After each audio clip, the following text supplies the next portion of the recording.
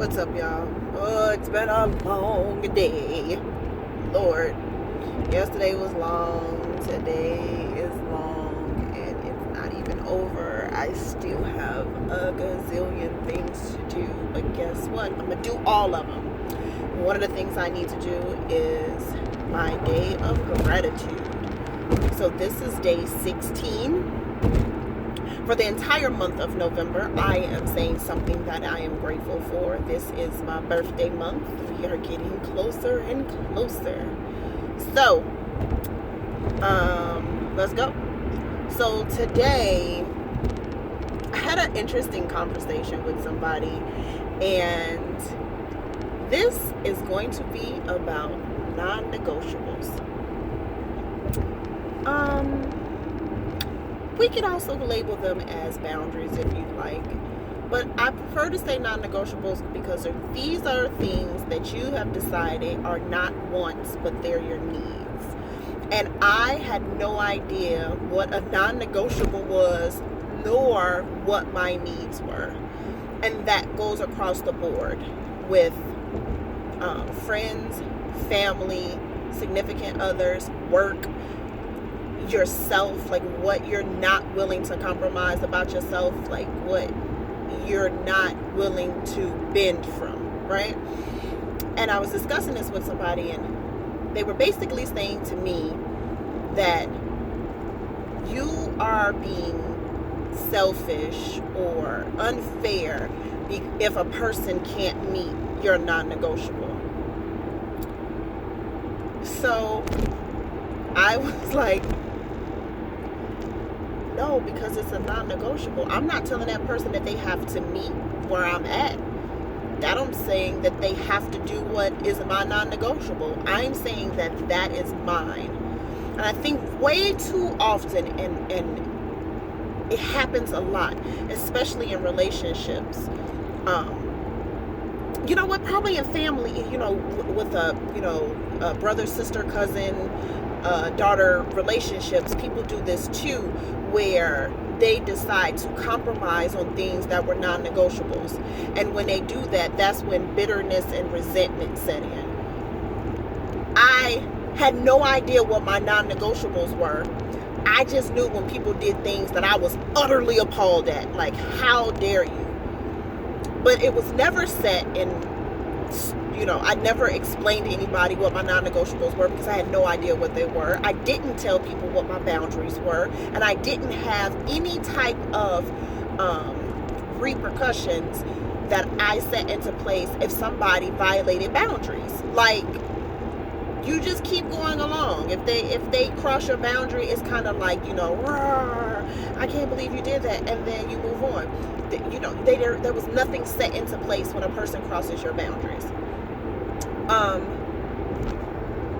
That's important though. Like, what you set for your non-negotiables, they're yours. Now, unfortunately, a lot of people compromise on their non-negotiables, and then they wonder why situations don't work out, because it really was something that they had no business compromising on. It was nothing that they could have, that they should have been bending on, because it's a non-negotiable. And far too often, and I believe in a lot of relationships, that people do that, and then they start to resent the other person, and it's really your own fault because it's your boundary, it's your non-negotiable. Stand on it. If it's not something that you think you can do for the next 15 to 30 years, that's something you need to just be like, nah. And sometimes standing on what you believe in is going to make you look like the bad guy. It's going to make you look like you have a lot going on, right? And if you know in your heart what it is that you need and don't need, you do not have to bend for somebody else And it's not fair to yourself. And ultimately, it's not going to be fair to that other person, because you're giving them this false sense of, oh, no, it's good. You know, okay, I'll compromise on it. Knowing on the inside, you in turmoil because you're like,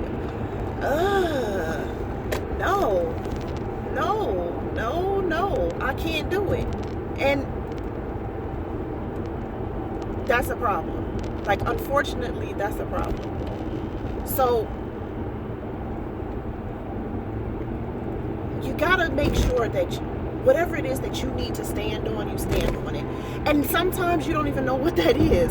So maybe you should look into it. Like, I had to look into what my non-negotiable were, and I had to figure out what my boundaries were, because I didn't have any. And I allowed anything and everything to happen, and then I responded to it, right?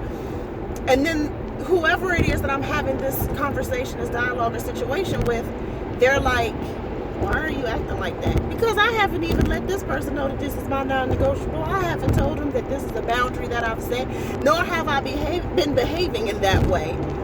I think a lot more marriages and relationships would be better if people would just be honest with themselves. And I know she's pretty. I know he got a good job. I know he makes you feel good. But he don't meet none of your non-negotiables.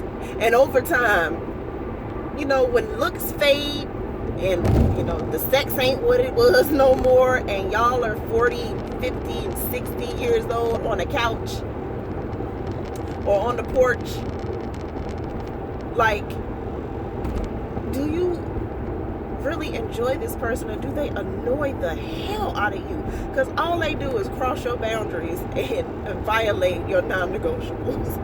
I ain't got time, y'all. I don't. Like, I'm about to be 38 on my birthday, and I just don't got time. And Lord, I wish I had figured this out earlier. So if you at a point in your life where you ain't never even thought about what your non-negotiables are, you should definitely think to yourself, wait a minute, do I have any non-negotiables? What are they? Or am I just and here's, I'm not telling you that you have to have non-negotiables. I'm telling you, figure out if you do or if you don't. That's what I'm saying. Because I had non-negotiables and I had no idea what they were. I had boundaries and I had no idea what they were. But now that you have figured this out, I mean, now that you have it's been brought to your attention, figure it out. If you do or if you don't. If you're just out here blowing with the wind, more power to you. If you're not, figure it out. Non-negotiables are yours, and don't apologize for them. Don't have a problem. Don't apologize for them. Don't give yourself a problem because you have them. Like, it's yours. You have to function through life with your non-negotiables, and you have to function through your life with your boundaries. Nobody else. So don't apologize for them. Just accept what you decided that they are and move forward. And it's not punishment to somebody because you have non-negotiables.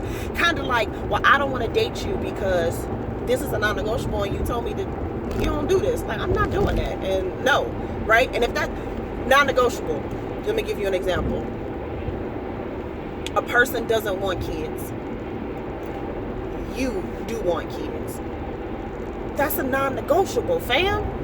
Unless you're willing to bend on that, you cannot tell yourself, I'm going to wear him or her down. At some point, they're going to want to have kids because they're going to want a little version of me running around. What? And then you can't get mad because that's their non-negotiable. Y'all both got opposite non-negotiables. Be an adult and walk away. That's an example of a non-negotiable. So, figure it out. What's your non-negotiables? And then if they exist, move around. Or accept the fact that you're dealing with somebody that you probably going to resent later on. Because in 10, 15 years, when you ain't got no shorty, you're going to be like, I can't believe I did this. Well, did nobody do this but you? Alright, y'all. Day 16. Non-negotiables. I'm tired.